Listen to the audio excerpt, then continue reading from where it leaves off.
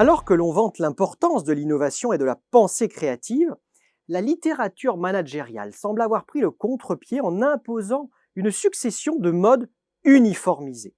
Ainsi, le design thinking, célébré comme un remède à tous les maux, n'est que la dernière itération de ce phénomène. Et si ces modes managériales n'étaient que du prêt-à-porter de la pensée, des refuges à la médiocrité, et finalement du prêt-à-penser à l'efficacité douteuse? Les modes managériales forment un véritable cycle de fascination et de désillusion. Chaque époque a sa star managériale. Dans les années 1980, c'était le management par objectif ou MBO, une approche basée sur la définition de cibles précises pour maximiser la performance. Puis est venu le lean management, célébré par sa quête obsessionnelle de la réduction des gaspillages. Aujourd'hui, c'est le design thinking et l'agilité qui dominent le discours.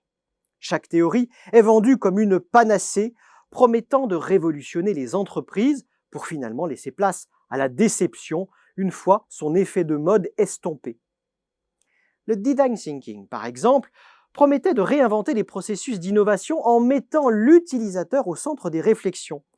Mais la méthode, à force d'être standardisée et appliquée mécaniquement, s'est vidée de sa substance. On observe le même phénomène avec l'agilité, une méthodologie qui, bien qu'utile dans certains contextes, est trop souvent imposée dans des environnements inadaptés, menant à des équipes qui se perdent dans des cycles infinis de sprints sans réel progrès. De fait, le prêt-à-penser est une tyrannie bruyante et bien médiatisée. La popularité de ces approches découle en partie d'une littérature managériale abondante et influente. Des livres comme Good to Great de Jim Collins ou Blue Ocean Strategy de Kim et Moborg offrent des modèles simplifiés promettant des solutions universelles à des problèmes complexes. Les managers, en quête de réponses faciles, les adoptent sans remettre en question leur pertinence. Le design thinking, avec ses étapes bien délimitées et ses ateliers de brainstorming, est lui aussi devenu un outil de conformité, là où il aurait dû stimuler l'innovation. Cette tendance au prêt-à-penser est inquiétante.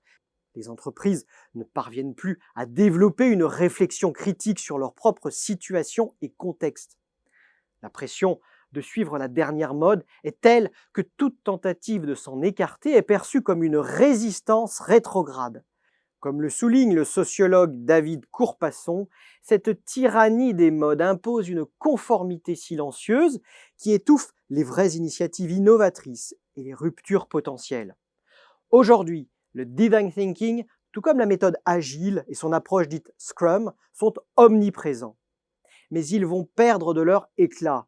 Une nouvelle théorie émergera bientôt, promettant, elle aussi, de résoudre tous les problèmes. En réalité, ces modes suivent un cycle bien connu. Fascination initiale, adoption massive, échec à produire des résultats concrets, puis rejet ou obsolescence. En attendant, les managers continuent de surfer sur les modes et même de mode en mode sans jamais remettre en question l'essentiel. Chaque entreprise est unique et ne peut être gérée avec des recettes préétablies. Le véritable geste de rupture n'est pas de lire le dernier best-seller managérial, mais de le défier.